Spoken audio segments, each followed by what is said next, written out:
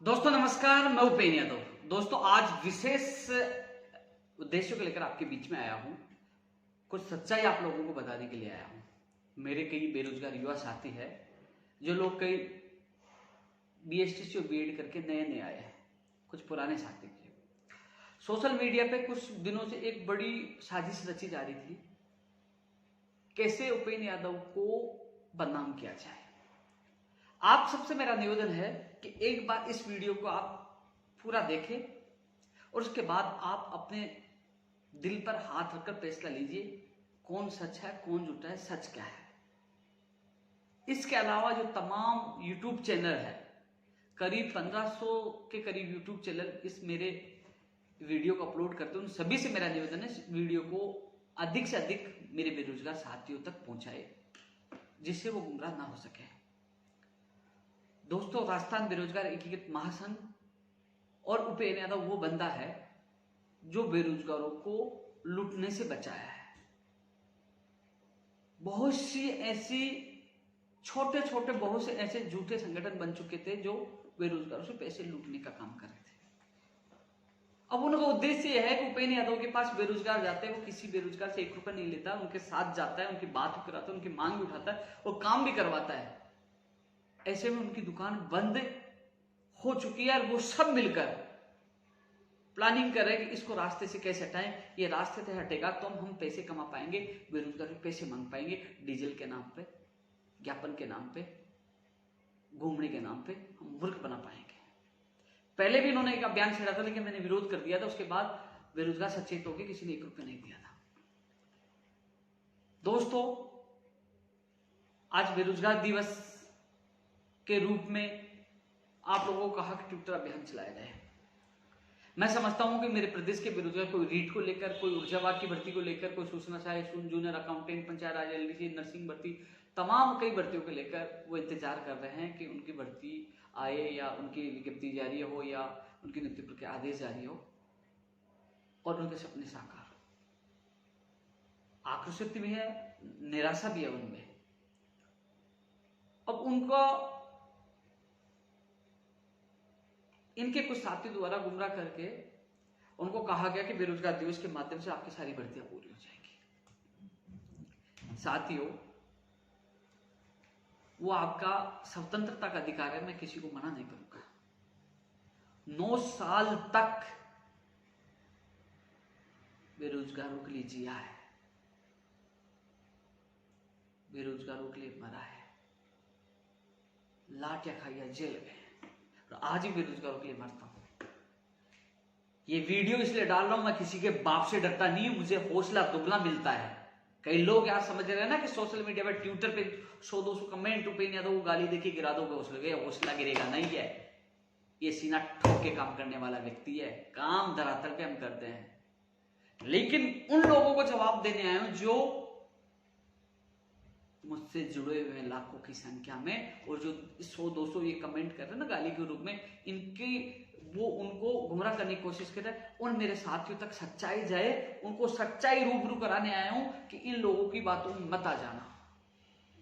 उन स्कूल व्याख्याता भर्ती 2018 के उन अभ्यर्थी को पूछिए जो लोग तैयारी कर रहे थे, इन लोगों ने गुमराह किया, बोले कि हम आंदोलन करेंगे, ये करेंगे, और उन लोगों की पढ़ाई खराब करा दी, और उन लोगों की वो जो एग्जाम थी ना, कई लोगों का नंबर नहीं आया। उसमें भी एक भर्ती, सिंगल भर्ती, इसके अलावा तमाम प्रदेश की हर भर्ती में मैंने हर बेरोजगारों का साथ दिया, सारी भर्तियों में हमने सफलता पाई है। वो भर्ती, उस भर्ती के भी लोग मेरे पास आए थे कि इसकी परीक्षा तिथि बढ़ाई जाए, लेकिन मैंने उसलिए उनको मना कर दिया था क्योंकि उससे पहले कुछ लोग अभ्यर्थी आए कि परीक्षा तिथि जारी की जाए। उनके साथ जाकर मैंने परीक्षा तिथि जारी करवाई, फिर मैं ही परीक्षा तिथि आगे नहीं बढ़वा सकता था, मैंने उनको मना कर दिया। लोग इकट्ठे हुए, ये लोग पूछे, उनको गुमराह किया, फिर उसके बावजूद भी लोगों की मांग थी मैं आऊं। मैंने फेसबुक पर सर्वे करवाया, सर्वे में सब लोगों की मांग थी मुझे बुलाने की। जैसे ही मैं तैयार हुआ, इन लोगों ने मुझे गाली गलौज करके और उन लोगों से दूर कर दिया। और आप देखिए उस आंदोलन का क्या असर हुआ, कुछ नहीं हुआ। ये लोग अनशन से उठकर, अपनी मर्जी से उठकर, कब अनशन फूटा पता भी नहीं चला, और अपनी निजी स्वार्थ साधने में लग गए, और वो आंदोलन फ्लॉप रहा। जो लोग तैयारी कर रहे थे उनके भविष्य के साथ उठाघात हुआ। वो नौनी बहन आज भी मुझे फोन करती है कि मेरे पास सबसे ज्यादा दुख हो, वो आज भी बीमार है, वो आज भी वो उसका स्वास्थ्य सही नहीं हुआ है। वो कहती है कि मेरे को केवल राजनीतिक रूप से मुझे उपयोग किया गया, मुझे मरने के लिए छोड़ दिया गया, मेरा साथ किसी ने, और आज बोले मुझे कोई भी नहीं पूछा। लेकिन मैं आपको सच्चाई बताना चाहूंगा, इस भर्ती के अलावा आप बता दीजिए इन लोगों ने आज तक क्या किया है। 5-10 लोग हैं जिसमें एक अपने आप को पता नहीं क्या क्या करता है, क्योंकि वही व्यक्ति उसकी फेसबुक और ट्विटर, तो अभी ट्विटर पे तो क्या होगा, आप यूट्यूब पे उन पे देखोगे। जब लोकसभा चुनाव चल रहे थे, मैं सरकार से मेरी नाराजगी थी, मैं विरोध बोल रहा था, क्योंकि जहां मेरा काम होता है यानी कि बेरोजगारों का काम होता है, तो मैं धन्यवाद भी देता हूं, और मुझे लगता है कि हम गलत नहीं हो रहा है तो मैं विरोध भी करता हूं। ये मेरी हमेशा की मेरी नीति रही है। तो इन लोगों ने क्या किया कि उपेंद्र यादव तो माननीय मुख्यमंत्री अशोक गहलोत जी के खिलाफ है। इन लोगों ने क्या किया, अपने साथ पुरानी फोटो लगा ली, दिखा दी कि मैं गहलोत जी का खास हूं। कभी जोधपुर में जाके वहां फोटो खिंचवा के कभी दिखाना कि हम गहलोत जी का खास हूं। बहुत लोगों को गुमराह किया। मैं उस समय मेरी माननीय मुख्यमंत्री जी से कम मुलाकात हो पाती थी, मैं पीसीसी चीफ से ज्यादा मिलता था। मुख्यमंत्री जी बिजी रहते थे तो यहां मैं ज्यादा मिलता था। तो उन्होंने कि साहब वो तो दूसरे पक्ष का आदमी है, मुझे किसी पक्ष से क्या मतलब, मुझे बेरोजगारों से मतलब होता है। और बोले कि उपेंद्र यादव के इसलिए काम नहीं हो रहे उसके साथ जाने से कि सीएम उनके खिलाफ है। जब सीएम से मैं मिला, सीएम तक बात पूछा, सीएम साहब से मेरे अच्छे रिश्ते बने। अब कहने लगे ये तो कांग्रेस ही है। बहुत आज मैंने बहुत से लोगों की गाली, बहुत लोग मैंने ट्विटर पे देखा, लेकिन आज इस चीज से मैंने भी कुछ सीखा है। इससे मैंने भी कुछ सीखा है कि पागलों की तरह पता नहीं होता कि मैंने खाना खाया कि नहीं खाया, सुबह निकल जाता हूँ, शाम तक पहुंचता हूँ, कोर्ट, हाई कोर्ट, मंत्री, बीकानेर, कहीं पे भी आरकेएस 9 साल तक बेरोजगारों को दिया है। 7 से 8 बार आमरण अनशन, जिसमें 3 बार आईसीयू में जाना, लाठियां खाना, मुगद में दर्द से होना, सबसे ज्यादा आंदोलन। बता दीजिए इनके कौन से, उन्होंने एक अनशन किया, बीच फुट के बग गया, कौन सा अनशन किया, कौन सा इन्होंने क्या किया, आज तक कुछ नहीं। कई फोटो तो जो हमारे आंदोलन में आके फोटो खिंचवा के वो लगाते थे, ये बेवकूफ बनाते थे। सबसे बड़ी बात, जो रोजगार के नाम से कोई संगठन चला रहा है, वो रीड 6 के भर्ती 2016 साइंस में से है, संस्कृत वाक्य उस विषय से है। पहले कोचिंग चलाई, कोचिंग नहीं चली तो बोले बेरोजगारों को अब मैं गुमराह कर लेता हूं। वो आज तक खुद की भर्ती की सूची नहीं निकला पाया, खुद की भर्ती की सूची नहीं निकला पाया, और उस संबंधित भर्ती के बेरोजगार मुझे लगातार कॉल और मैसेज करते हैं। साइंस में वाले अभ्यर्थियों को मैं कहना चाहूंगा, कोर्ट से जैसे पेश लाए आप मुझसे मिल लीजिए, पूरी मदद करूंगा। जिस प्रकार 2018 के अभ्यर्थियों को जीत मिली है, हमारा संघर्ष और प्रयास कामयाब होगा। आपकी भी सूची निकलवाने के लिए मैं पूरी कोशिश करूंगा, आपसे वादा करता हूं। ऐसे लोगों के बेखौफ मत आना। आज आपके साथ गलत हो रहा है, ऐसे लोगों की वजह, जो खुद की सूची नहीं निकलवा पाया, वो आप लोगों को क्या रोजगार दिला पाएगा। एक आंदोलन किया, उसमें बीच में उठ के भाग गया, इसके अलावा क्या किया हमने, क्या किया। मैं इस वीडियो को मत देखिए, आप मेरी फेसबुक, मेरे यूट्यूब से खंगालिए, पता लग जाएगा हमने काम किया। अभी कह रहे थे उपेंद्र यादव को फेसबुक और ट्विटर पे अनफॉलो कर दीजिए, ये कर दीजिए। अरे मेरे तो आज 600 और बढ़ गए। राजस्थान में लाखों बेरोजगार मुझसे जुड़े हुए हैं, तुम 10, 20, 100, 200 का अनफॉलो करा दो। जिनके दिल में बस चुका हूं मैं, दिल में, उनसे आप दिल से निकाल पाओगे क्या? दिल से निकाल पाओगे क्या? हाँ, 144 धारा हटते ही जयपुर में आक्रोश बेरोजगार महासभा आयोजित करूंगा, हजारों की संख्या में। और वो संख्या का मतलब ये कि ताकत सरकार को दिखानी है कि हाँ, ये लोग आपके साथ हैं, और यदि आपने इन मांगों को पूरा नहीं किया, ये खिलाफ आएंगे, तो सरकार को बहुत बड़ा नुकसान हो सकता है। युवा मेरी ताकत है। 10-20 लोगों को कमेंट और गाली गलौज से मुझे कोई फर्क नहीं पड़ता, कोई फर्क नहीं पड़ता। लेकिन 1,50,000 ट्विटर पर फॉलोवर है, फेसबुक पे 50,000, यूट्यूब पे 60,000 के करीब। और इन लोगों ने, इनके अलावा इनकी बहुत बड़ी गैंग बनी है। कुछ मेरे साथी जो मेरे साथ रहते थे, उनके गलत कामों को देखते मैंने उनको बाहर कर दिया, तो वो भी मिले हुए हैं। मेरे ट्विटर, मेरा यूट्यूब चैनल को इन लोगों ने गायब करवा दिया, कोई फर्क नहीं पड़ा। 1,50,000 टॉप राजस्थान में है यूट्यूब चैनल पे। लेकिन ये चीज क्यों मैं चर्चा आपसे क्यों करना चाह रहा हूं, इन लोगों की सच्चाई इसलिए बता रहा हूं, प्लीज उस जिस समय स्कूल व्याख्याता भर्ती 2018 के लोग गुमराह हुए, आज वो पछता रहे। रीट 2016 के लोग गुमराह हुए, आज वो पछता रहे। 17 वाले गुमराह, वो पछता रहे। क्योंकि जो इनसे जुड़े वो जानते हैं ये नए नए लोगों को मूर्ख बनाने का काम करते हैं, उनको गुमराह करने का काम करते हैं। इनसे प्लीज बचिए। आप लोगों पर जब भी कोई समस्या आती, केंद्र सरकार की नई शिक्षा नीति का ऐलान हुआ कि इंटरव्यू डेमो क्लासेस लागू की जाए, सबसे पहले विरोध किया और चेतावनी दी कि हम आंदोलन करेंगे सबसे पहले। और शिक्षा विभाग से उसका लेटर भी जारी हुआ जो मैंने आपको भेजा है, काम कर रहे हैं। उसका लेटर भी जारी हुआ, ट्विटर पर मैंने डाला था, आप देख लीजिए। जहां जहां बेरोजगार के साथ गलत होता सबसे पहले हम खड़ा होते हैं। बाहरी राज्यों का मामला था, हमने उठाया, लड़ा, उसकी इन्होंने कॉपी पेस्ट करने की कोशिश की। इनको पता नहीं कौन से राज्य में क्या, पूछ लीजिए, बता नहीं पाएंगे। वो सारे डॉक्यूमेंट्स मैंने इकट्ठे किए थे, मेहनत की थी। इसके अलावा मैं बेरोजगार आयोग की मांग क्यों कर रहा हूं? आपने मेरा बेरोजगार आयोग वाला वीडियो देखा? आपने क्या कहा था? बेरोजगार आयोग वाला वीडियो का मतलब यही है, यदि बेरोजगार आयोग बनता है तो उपेंद्र यादव की आपको आवश्यकता नहीं होगी, ना बेरोजगार संघ की, महासंघ की आवश्यकता होगी। इन चीजों की आवश्यकता नहीं पड़ेगी दोस्तों। आपका अधिकार आपको मिले, आप अपनी बात रखे, सीधे मंत्री अधिकारियों के सामने बात हो। आज आपका बेरोजगार आयोग होता तो आयोग का अध्यक्ष होता, मंत्री होता, अधिकारी होते, बेरोजगार संबंधित बेरोजगार वहां बैठे रहे, 5 लोग रीट वाले साथ बैठे रहते और हो जाता किस कारण से रीट की विज्ञप्ति नहीं आ रही, पैटर्न नहीं आ रहा, क्या कारण है, वो चीजें वहां स्पष्ट होती, वो बात रख पाते। मैं एक उदाहरण दिया, हर भर्ती के लोग अपनी बात रख पाते, इसलिए बेरोजगार आयोग की मांग करा था। लेकिन लोगों ने गुमराह किया, उपेंद्र यादव अध्यक्ष बनना चाह रहा, उपेंद्र यादव नहीं बनना चाहता, मैं खुला बोल रहा हूं सोशल मीडिया पे। मैं चाहता हूं मेरा बेरोजगार आयोग बने, मेरा बेरोजगार दुखी नहीं हो,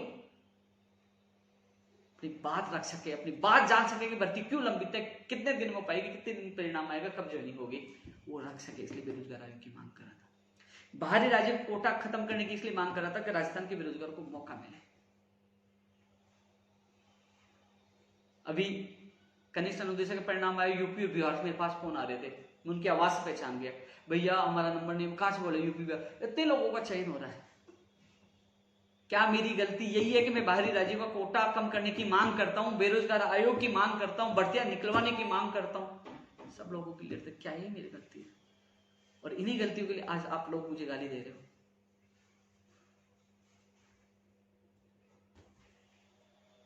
हाँ, मैंने शिक्षा मंत्री जी को जन्मदिन विश किया, एक बार नहीं 1000 बार करूंगा। भारतीय संस्कृति है, किसी भी व्यक्ति, आज शिक्षा मंत्री ने किसी भी व्यक्ति का जन्मदिन हो, उस दिन तो कम से कम उस व्यक्ति के प्रति सबका व्यवहार सही होना चाहिए।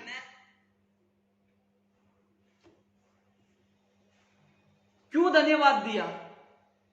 मैं विरोध भी करता था ना शिक्षा मंत्री जी का, जब काम नहीं हुआ मैं रीट लेवल 2 और कई मामले मैंने विरोध नहीं किया।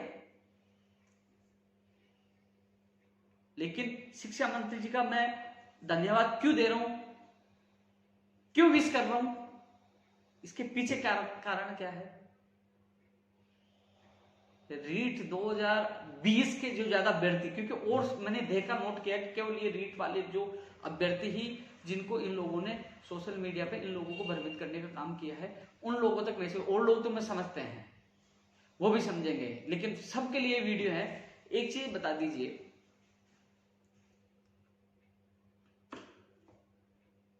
कल आपका काम हो जाता, मान लीजिए हो गया, मान लो आज आपका काम हो गया, परसों कोई दिवस मना, कोई विरोध करता तो आप विरोध करने जाते क्या? आप कहते नहीं जाएंगे, हमारे तो काम हो गया, नहीं जाते ना यार। दोस्तों, जब तुम्हारे डेमो क्लासेस इंटरव्यू की घोषणा ही तो आप लोग कहने लगे थे भर्ती अटक जाएगी, हमारा क्या होगा, भ्रष्टाचार होगा। जब सबसे पहले मैं मिला तो शिक्षा मंत्री जी ने कहा कि हम लागू नहीं करेंगे, हम राज्य के बेरोजगारों के साथ हैं। मिलते ही बिना आंदोलनों ने मांग मान ली। वेटेज खत्म करने के लिए बार बार मीटिंग करेगी, वेटेज खत्म हो, भारी डिग्री जो फर्जी डिग्री वाला नहीं, बेरोजगारों को फायदा हो, वो मांग मान ली। 9322 सेकंड ग्रेड वाले, जिनके लिए मैं खुद बीकानेर गया था, सबको पता है, वीडियो उठा के देख लिया, लाइव भी किया था वहां से, और वो अभ्यर्थी मेरे साथ जुड़े थे, लगातार उनकी मैंने कई बार मीटिंग करवाई।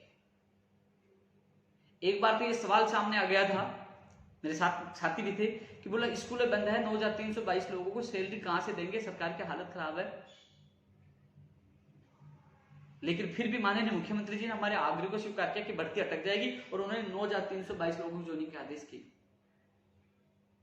एलडीसी शिक्षा विभाग वालों की ज्वाइनिंग के आदेश, प्रयोगशाला सहायक 2018 की ज्वाइनिंग के आदेश,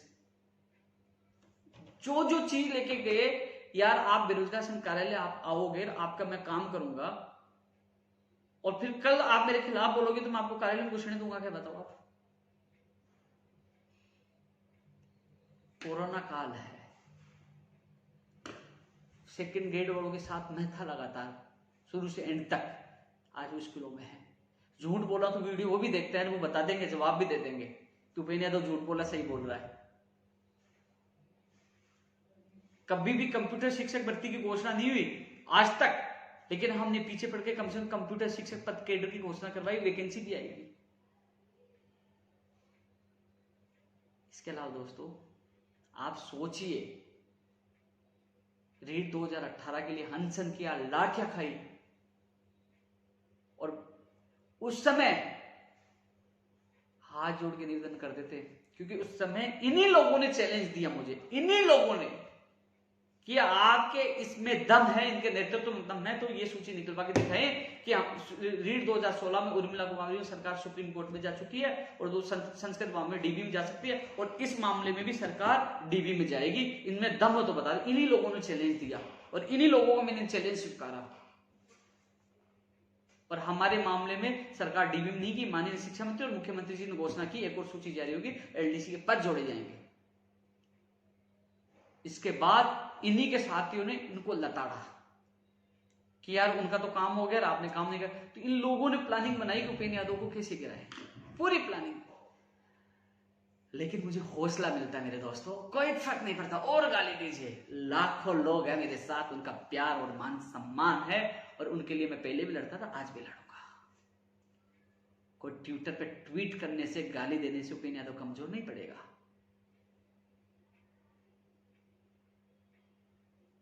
पहले का रिकॉर्ड उठा के देख लीजिए, ये पतली गली से भग जाएंगे, लट पड़ेगा, या तो लाठियां खाइए, खून बहाया, जेल भी गए, और किसी के बाप से नहीं डरे, सीना ठोक के खाया, किया है काम।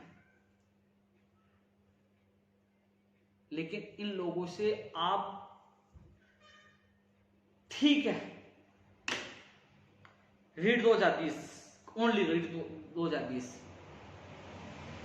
मैं कुछ दिन रीट 2020 के लेकर, चलो ठीक है, ये लोग जिम्मेदारी ले रहे हैं, चलो ठीक है, ये ट्विटर से अभियान चला है, अच्छी बात है, ठीक है, मैं नहीं बोलूंगा। 2020 के लिए जिम्मेदारी ले कर रहे, करें आंदोलन। हमने तो कल भी इकट्ठे हुए, 30-40 लोग इकट्ठे, मीडिया के माध्यम से कम आपकी आवाज तो उठाए ना, इकट्ठे होकर कल भी आवाज उठाई, यार मीडिया ने हमारी आवाज बुलंद की है, मीडिया को धन्यवाद, देख लीजिए, वो भी तो काम है ना, इकट्ठा होना, मीडिया में आवाज उठाना, वो काम नहीं है क्या? आवाज नहीं उठा रहे, रोज आज भी आवाज उठाने की कोशिश कर रहा हूं। बात ये थी, सुबह सुबह मेरे पास मैसेज आ रहे हैं कि आप बेरोजगार की ट्रेंड कराओ, आप वो करो, वो करो। मैंने मना कर, मुझे उल्टा सुल्टा मैसेज से बोलने लग गए।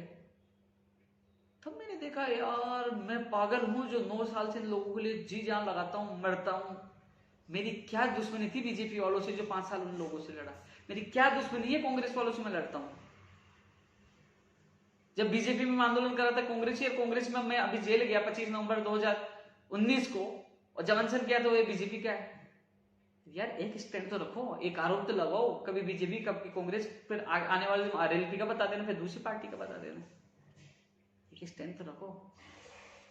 अपने दिल पर हाथ रख के सोचिए, आप मुझ पे नहीं, उनको पूछिए, आप मेरे वीडियो उठा के देख लीजिए, आप लोगों के लिए कौन बकता, आज भी कल भी कौन बकता है? ये आज दिवस बना के रह जाएंगे ट्विटर पे। जब जब दिक्कत आती है मैं ही भागता हूं आप लोगों के लिए।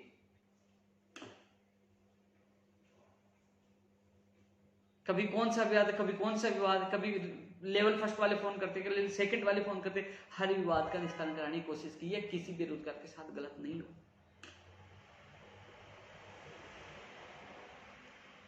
दोस्तों,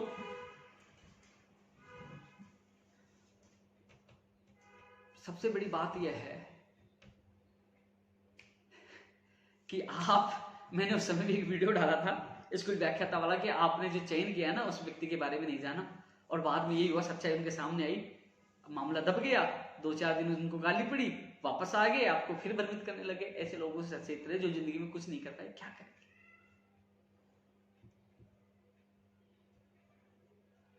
इसलिए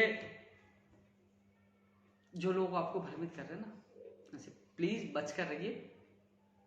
मुझसे नहीं, अब दुनिया से पूछे जो लोग नौकरी लगे ना, शिक्षक भर्ती 2013, 12, 16, 18, उनसे पूछिए। कृषि प्रेक्षक, प्रयोगशाला सहायक, एलडीसी, पीटीआई, उन सबको पूछिए कि उनके साथ कौन खड़ा रहता था। आज वो नौकरी कर रहे हैं तो किसने साथ दिया है।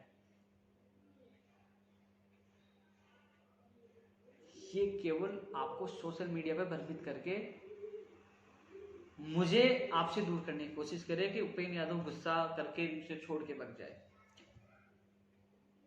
हाँ, मैं जरूर इन लोगों को थोड़े दिन के लिए 1.5-2 के लिए मौका दे सकता हूँ। चलो कि शायद मेरे साथी भी कई लोग युवा जो बहुत कह रहे कि उपेंद्र यादव तो बिक गया, उपेंद्र यादव तो ये हो गया। हिंदुस्तान की कोई करेंसी नहीं उपेंद्र यादव खरीदने वाली। और मेरा आप लोगों से इस वीडियो के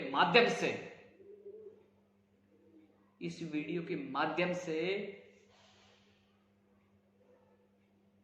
मेरा खुला चैलेंज है, आ जाइए, फोन करके आ जाइए, मेरे कार्यालय आ जाइए, आमने सामने बैठिए और सिद्ध कर दीजिए आपने गलत किया है, आपकी नीति गलत है। आप कहोगे वो मैं करने के लिए तैयार हूं। और जो आपको भड़का रहे हैं उनको भी खुला चैलेंज, आइए मेरे सामने, बैठिए मेरे सामने, करिए बात, मैं दूंगा आपकी बातों का जवाब। क्योंकि जो धरातल पे काम करता है ना, वो हर बात का जवाब देने की हिम्मत रखता है। किसी के बाप में हिम्मत नहीं मुझे खरीद ले। मैं प्यार और मान सम्मान के लिए अपनी जान दे सकता हूं।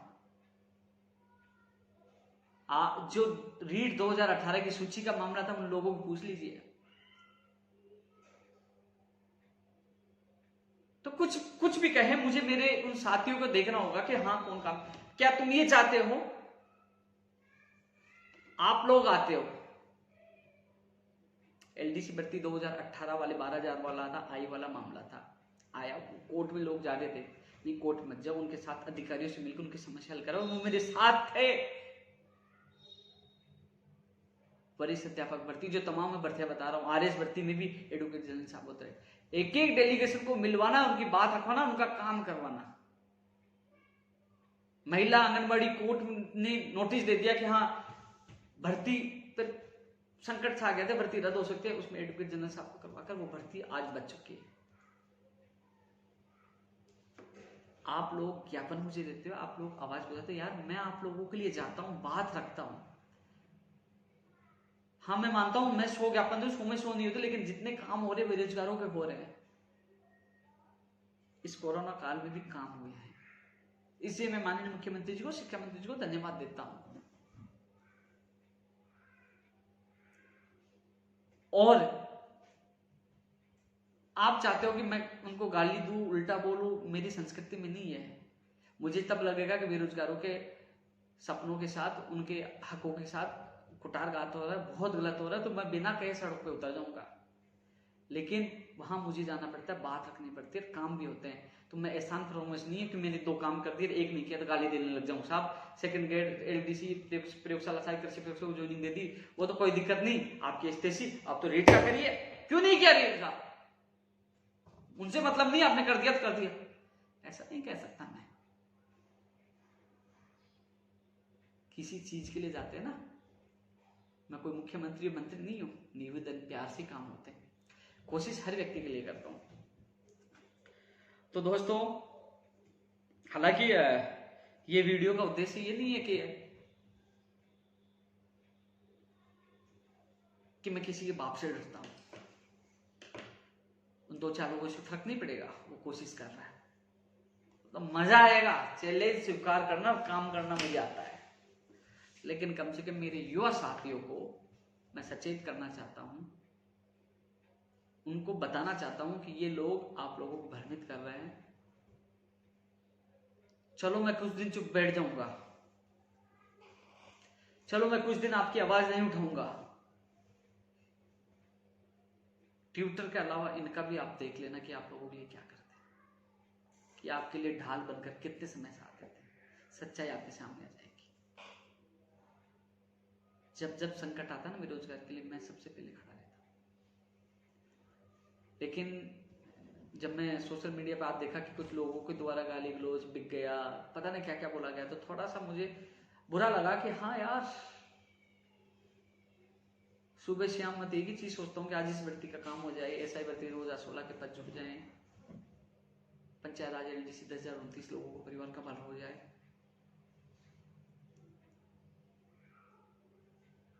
आज भी मीटिंग हुई, शिक्षा मंत्री गोविंद सिंह डोटासरा जी पीसीसी चीफ 10,029 पदों को लेकर गंभीर है और मजबूती से पाक सरकार की भर्ती होनी चाहिए।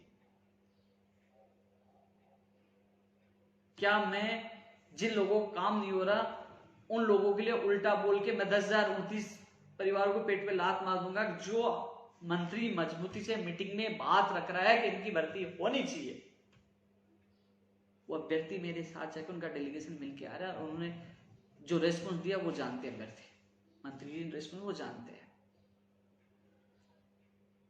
भैया मैं 10,029 पदों के जो परिवारों पे लात नहीं मारूंगा, उनका काम।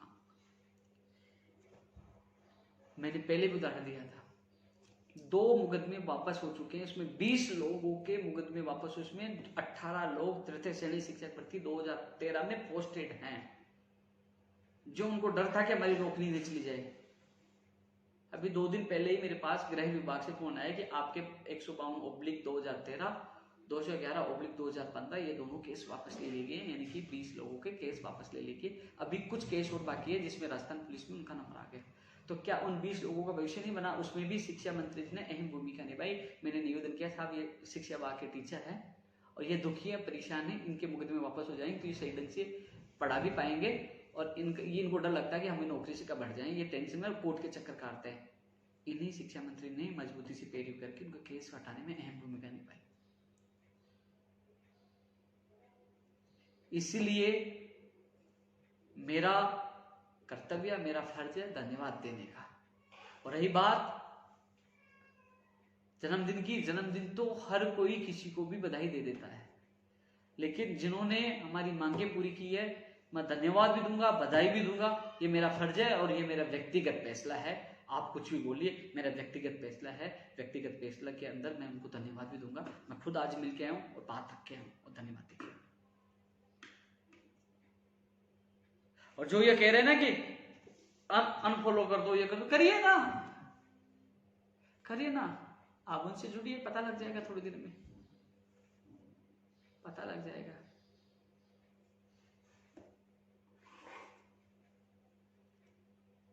और कई कह रहे हैं कि उपेंद्र यादव तो कांग्रेसी है। मैं बता दूं, 2013 में माननीय पूर्व मुख्यमंत्री वसुंधरा राजे जी को मैंने तलवार दिया था, मेरा पूरा परिवार बीजेपी के साथ था।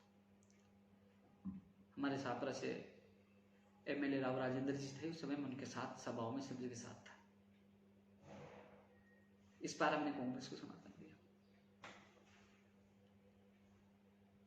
मेरी पार्टी एक ही है, बेरोजगार पार्टी। एक बात पुनः आपको बता देता हूं, और जो लोग मैंने कहा ना भी, जिन लोगों के, मैंने उन साथियों से मेरा निवेदन है कि जिन लोगों को भ्रमित किया गया, जिनके दिल में कोई सवाल है, मुझसे आकर कभी भी मेरे कार्यालय मिले, मैं आपकी हर बात का जवाब दूंगा। अभी जो कुछ लोग हमारे कार्यालय आए थे, कल ही आए थे, उनको मैंने हर बात का जवाब दिया, वो संतुष्ट होकर गए थे। हमने निर्णय लिया था, अब 144 धारा लगी हुई है, इकट्ठे हो नहीं सकते, फिर भी हम इकट्ठे हो गए। और हम लोग जैसे 144 धारा हटेगी, परमिशन लेके सोशल डिस्टेंस की पालना करते हैं, हजारों की संख्या में जयपुर में इकट्ठे होंगे। अभी फिलहाल मीडिया का सहारा, सोशल मीडिया का सहारा, जो मीडिया के माध्यम से हमारी आवाज कल हमने बुलंद की, जितना हो सके मैं आप लोगों के लिए दोस्तों कर रहा हूँ, आगे भी करूंगा। लेकिन आपसे हाथ जोड़ के निवेदन है, मेरी मत मानिए। जिन लोगों को नौकरी मिली है उनसे पूछिए, मेरा यूट्यूब चैनल देखिए, मेरा जो फेसबुक अकाउंट है उसमें टोटल पहले के अपडेट मैं अपडेट करता हूँ, मैंने आज क्या किया, किस भर्ती के लिए क्या किया, आप वो देखिए। ये जो 1.5 लाख जो मेरे ट्विटर पे फॉलोअर है, फेसबुक का, ये कैसे नहीं बढ़े, ये काम करने की वजह से लोग जुड़े हुए हैं। काम किया तो मैंने थोड़े दिन पहले एक लाइव में ये भी कहा था कि कनिष्ठ अनुदेशक का परिणाम इस महीने में आ जाएगा और कैलेंडर भी जारी हो जाएगा, पटवारी की परीक्षा जनवरी में हो सकती है, कई चीजें बोला, कैलेंडर आ गया, कनिष्ठ परिणाम, क्योंकि हम लगातार प्रयास करते हैं और प्रयास का परिणाम आप लोगों के सामने है। भागते हैं, दौड़ते हैं, परिणाम भी देते हैं, लेकिन कोई लोग किसी की बातों में आकर किसी व्यक्ति को गलत साबित मत करिए। 9 साल मेहनत की है आप लोगों से, मुझसे कोई फर्क नहीं पड़ेगा। मैंने 9 साल बहुत लोगों की वो कर ली, मैंने सेवा कर ली। मैं तो पहले ही प्रवक्ता के तौर पे, कोरोना स्थिति सही हुई, मैंने पहले घोषणा कर रखी है कि मैं ज्यादा दिन प्रवक्ता या संरक्षक जो बेरोजगार संघ का हूं उस पर नहीं रहूंगा। ये नए नए लोग आए ना, पता चल जाएगा, ये लोग संभालेंगे। जब आप लोगों को कहेंगे हर बात के लिए पैसे मांगे तो पता लग जाएगा कि क्या होता है, कैसे मुल्क बना, पता लगेगा। ये कॉपी पेस्ट है, कॉपी पेस्ट, कैसे कॉपी पेस्ट करते हैं। इन्हीं के कुछ साथी, इन्हीं के साथी, आपको तो पता ही नहीं, इनके साथ घूमते थे, इन्हीं के साथी फरार हैं। फर्जी दिव्यांग प्रमाण पत्र के नाम से सचिवालय में उनका नंबर आ गया था, वो फरार है। धीरे धीरे और लोगों के नाम आएंगे, वो सच्चाई भी सामने आएगी कि पर्दे के पीछे कौन सा खेल खेल रहे हैं लोग। छोड़ूंगा नहीं गलत आदमी को, ईमानदार आदमी किसी के बाप से डरता नहीं है, सच्चाई के लिए से वो हर मुद्दे को जीतता है। इसलिए दोस्तों, इस वीडियो को मैं तमाम उन साथियों को कहना चाहूंगा, मेरे बेरोजगार साथियों तक पहुंचे, जो आज कुछ लोगों ने 9 साल की मेहनत में मेरी इमेज पर कीचड़ उछाने का काम किया है। उन लोगों को आप लोग जवाब दें। यदि आप लोगों को मैं ये कहता हूं,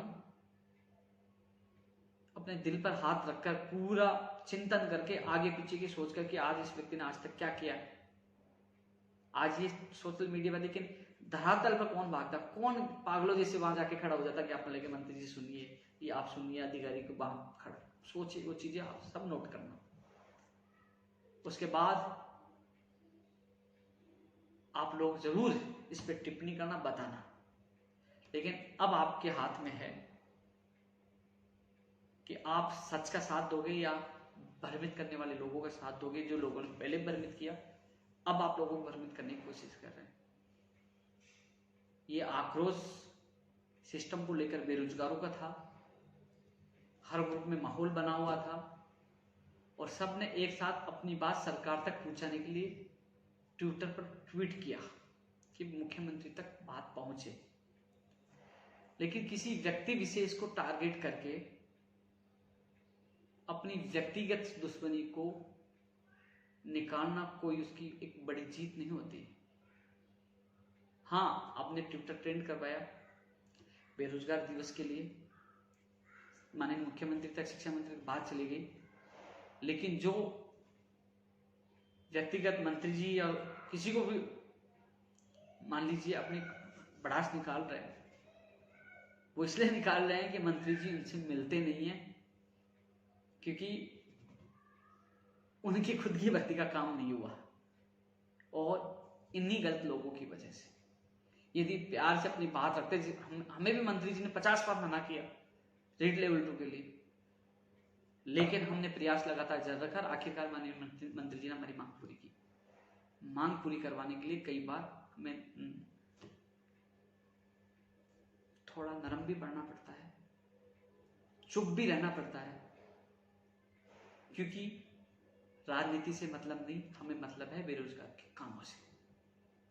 काम हमने किया है। इस वीडियो में और ज्यादा कुछ नहीं कहना चाहूंगा, केवल हर बात का जवाब काम है। मेरा काम ही मेरा कर्तव्य है और मेरा काम ही आप लोगों को जवाब देगा। आप सभी साथियों से मेरा निवेदन है, इस वीडियो को पूरा देखें और उन लोगों को जरूर जवाब दें जिन लोगों ने आज सोशल मीडिया पर गाली गलौज और उल्टा पुल्टा बोलने की कोशिश की है। आप सच्चाई जानिए और पता करिए कि कौन गलत है सही है। आपसे मेरा यही निवेदन है। और आपको लगता है मैं फिर घोषणा कर देता हूं कि उपेंद्र यादव आप लोगों के लिए अच्छा काम नहीं कर रहा, तो कल आप आ जाइए बेरोजगार संघ कार्यालय में। कल ही मेरी जगह आपको अध्यक्ष बनाकर, मैं अध्यक्ष नहीं हूँ, रविंद्र चौधरी, मैं संरक्षक प्रवक्ता जो भी हूँ, हम राजस्थान बेरोजगार एकीकृत महासंघ उनको सौंप देंगे। वो बेहतरीन कार्य करें। हमारा उद्देश्य ये कि बेरोजगारों का भला हो, उनको समय पर रोजगार मिले, उनको न्याय मिले और वो हमसे अच्छा काम करे। तो इससे अच्छा हमारा भी सौभाग्य हो कि इसको कोई आगे बढ़ा रहा है और कोई बेरोजगार को न्याय दिला रहा है, तो वो कभी भी बेरोजगार महासंघ कार्यालय आ सकता है। इंतजार रहेगा वो इस प्रक्रिया को आगे बढ़ाए और न्याय दिलाए, क्योंकि 9 साल से हमने घर से कभी किसी ने ये सोचने की कोशिश नहीं की कि ये बेरोजगार संघ कैसे चल रहा है। समय प्लस कर्जा कर इस संगठन को खून पसीने से सींचा है, लाखों लोगों को नौकरियां दिलाई है। उसके बावजूद भी जब ईमानदारी पर सवाल उठता है ना, तो यहां नहीं दिल में दर्द होता है, दिल में। लेकिन इन कुछ लोगों को जवाब आप लोग दोगे और आप लोग नहीं दे पाओगे तो हम काम करके जवाब देंगे। लेकिन कुछ समय के लिए मैं एक बार इन लोगों को कहूंगा कि आप अच्छा काम करके दिखाएं। किसी को गिराने गाली गलौज से आप आगे नहीं बढ़ सकते। मुझसे अच्छा काम करके दिखाओ, ये बेरोजगार आपको आंखों में बिठा लेंगे। जय हिंद, जय भारत।